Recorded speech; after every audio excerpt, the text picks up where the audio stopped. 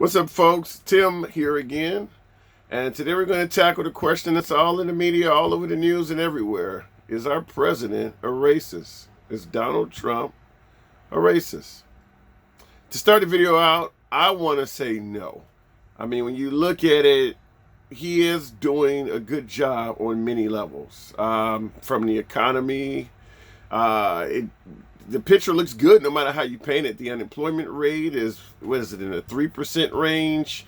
There's plenty of jobs. I mean, some of them he even brought back from overseas. The stock market is looking good, et cetera, et cetera. Now we can play games with the numbers and say that in the future things are going to go kaput and all of that. But right now, on paper, economy-wise, he looks like a good president. He's met with Kim Jong-un from North Korea. He has a relationship with Vladimir Putin. We can question all of that, but the fact of the matter is, he's doing something that other presidents hadn't been doing. So, on its face, it looks like he's doing a good job. In regards to being a racist, I mean, let's just be honest. You don't have to like or give a damn about minorities to be a good president. I mean, our founding fathers owned slaves, and they're all over your money. So you don't have to really care about minorities to be a good president. So if we're going to gauge if he's a good president on how he treats minorities, then we're using in my opinion, we're using something that has historically not been used. We represent a smaller part of the population, and yeah, you've always been able to ignore minorities or leave minorities in the lurch and still be considered one of the better presidents. So I'm not going to go with that. In regards to, he has a lot of black friends, or he's promoted blacks, or he's prison reforming. I mean, there's a lot of different things people will say about that. And that, well, he's not a racist because he's promoted the first black female general, or like I said, he got a woman out of prison.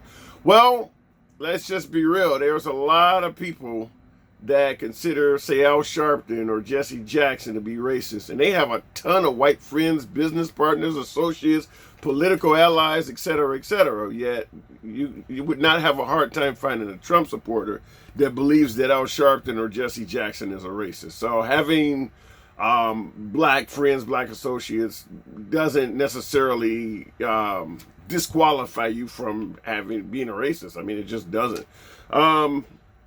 But you never know if he's a racist. To some degree, you'll never know. I would like to think that he's not, but you'll never know. You're not going to have, hi, my name is Tim. I'm running for Congress, and I hate white people. Vote for me. That's just not going to happen. Nobody's ever going to come out and admit that they're a racist in the public forum. Even when interviewed, most of the KKK will state, I'm just for the promotion of the white race and looking out for my people. They don't say, I hate blacks. I mean, they'll blame blacks for this or that, but they don't say, I hate them. So you're not going to ever, if you're looking for a racist to say I'm a racist, it's just not going to happen. So there's no way. You have to look at the evidence and you make your decision based on that. And the issue with that is all evidence when it comes to racism has alternative meanings. If I say that all blacks like fried chicken, someone's going to say that's a racist statement. Others going to point to a lot of black people going to churches and KFC every day. So every statement has a alternative meaning. And if you don't want to see racism, or you see racism in everything, or you're more likely to see racism, you're going to pick the right meaning that fits your narrative and you're going to run with that. So that kind of leaves Trump in the balance. If you're a Trump supporter, all of the things that he's been accused of being racist for, they all have alternative meanings, whether it's him not renting to blacks, or being settling out of court with blacks in regards to renting apartments, the Central Park 5. Hey, I mean, because even right now they're still saying that those guys may have been guilty. Maybe the guy that's in jail now is a sixth man, if you know that story. Every single claim of racism has an alternative meaning, and if you support Trump, you're just going to go with the other meaning. I mean, it just kind of makes it simple. Like, for instance, now he's telling the women to go back to their own countries. Now, And being candid, most of them are all of them. Their home country is America. So where are you going to say go back to? But is it a racist meaning? Depends on who you ask. I mean, I'm tired of people speaking negatively about America. If you don't like America, just leave. That's the alternative meaning. The racist meaning is get out of our country. You're not one of us. Go back to wherever your ancestors came from. So you get the choice to pick which meaning, and there's a lot of that in Trump's statements. Trump has said a lot of that in regards to Charlottesville.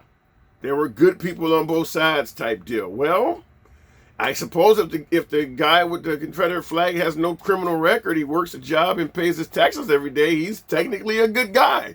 So that is the alternative meaning. Of course, the racist meaning is he's standing next to Confederates chanting the same thing that they're chanting. Or I won't say Confederates, I'll say Nazis, because once again, even with the Confederates, there are alternative meanings. It's pride and heritage, or it's about slavery, or et cetera, et cetera. So is he a racist? You have to pretty much just look at the evidence. To me, the best way to come to some sort of conclusion is pick an individual that you don't really favor too much. If you're a Republican, AOC, if you're a Democrat, Trump, or Ted Cruz, or somebody or any somebody that you don't tend to favor with.